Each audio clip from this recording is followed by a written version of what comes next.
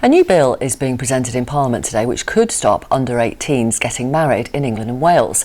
16 and 17-year-olds are allowed to marry with their parents' permission, but campaigners argue the law leaves children vulnerable to exploitation and coercion in some communities.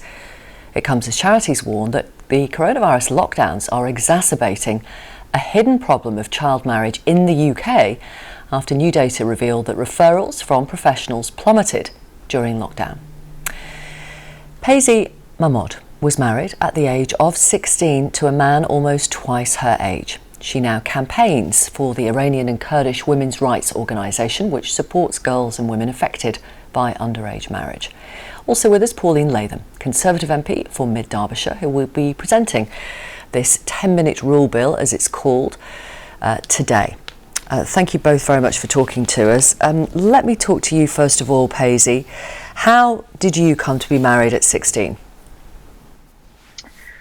Well, it was something that my father spoke to me about, and before I knew it, I was coerced into a marriage with somebody that I didn't even know. You had no choice. Exactly, yeah. I think as a child, this is really something we need to remember. This is not something a child can make a decision about, an informed decision. So I was 16 years old and thinking about my education, and, I had a whole life ahead of me. And this position I was put into, a decision that I had no say in was basically forced on me. And if you had been given a choice, you'd have said no, thank you. Oh, absolutely, yes. At 16, what child wants to be married and take on a responsibility that comes with marriage? No child. I understand that after your wedding, when you were alone with your new husband, you claimed that he became violent towards you. You locked yourself in the bathroom. You called your parents. What was the conversation you had with them? Unfortunately, they weren't very helpful in getting me out of that situation. It was a matter of I was married now and I would have to deal with the position that I was in and deal with the new life that I was thrown into by force. Mm.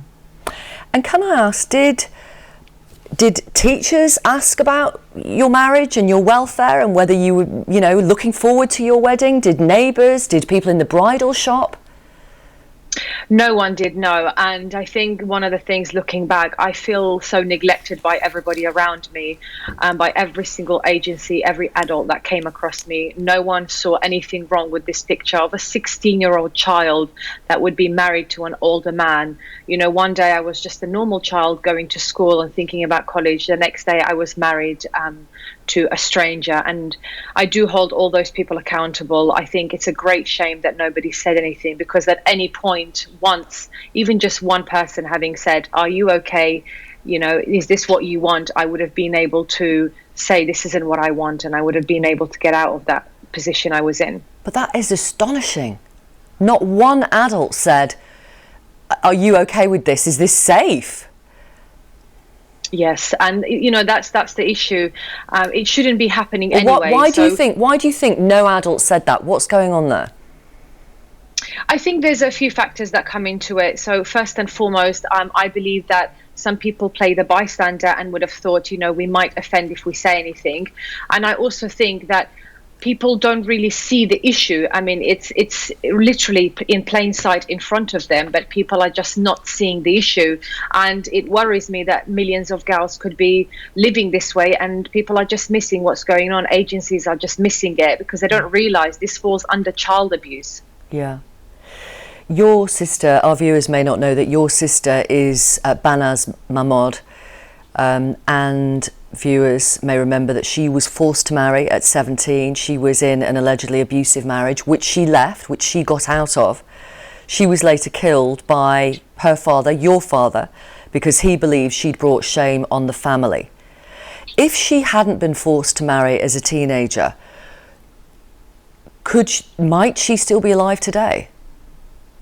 I strongly believe that, Victoria. I do believe my sister's story may have had a very different ending. All of this started with her being in a child marriage that she did not choose and being forced to face abuse. And when she actually left the marriage, this is when her life turned upside down and she became the victim of a tragic honor killing. So I do strongly believe she may have still been with us today if this hadn't happened. Let me bring in Pauline Latham, if I may, Paisley.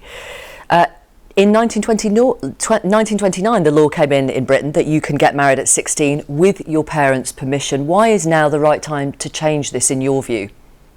Save people like Paisley from going through this, and others. There are hundreds, probably thousands of others who go through that sort of experience now in this country. And to me, that is absolutely shocking that nobody seems to care. It is a form of child abuse.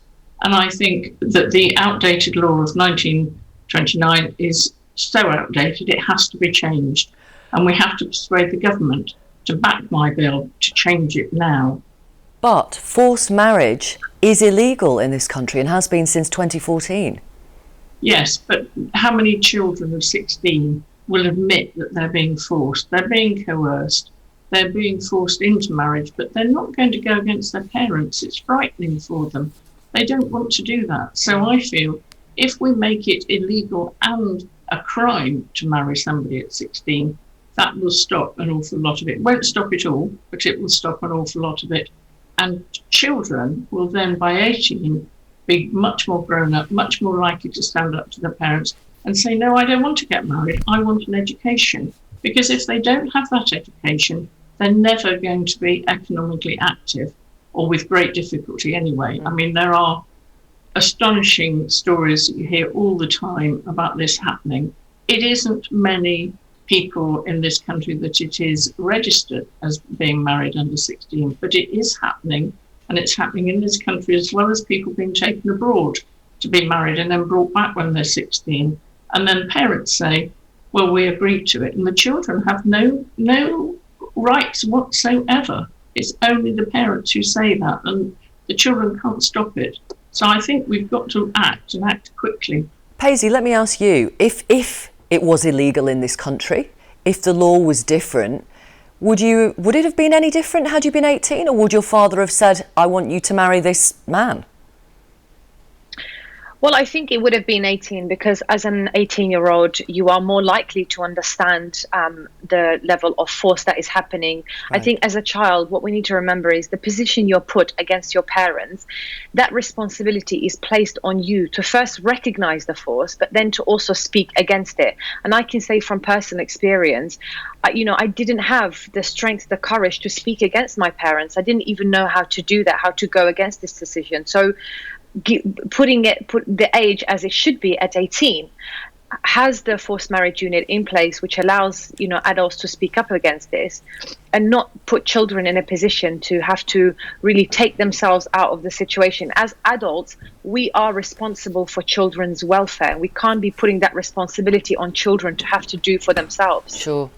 Pauline Latham, do you know how many people this is happening to? How many 16-year-olds, 17-year-olds are coerced into a marriage? No, because it's hidden, and I think it's very difficult to find out. We know officially that there's not many children getting married at that age, but there's a lot of times where it's unofficial and it isn't registered. Okay. And that's a problem. And really, if you cannot say yourself you want to get married, you are not an adult, you are a child. And if the parents say that, you've got to stop them. Do you describe it as abuse? Yes, I do. I think it is sex abuse of a child. You need the government's backing for this to progress. Yes. Have you got that?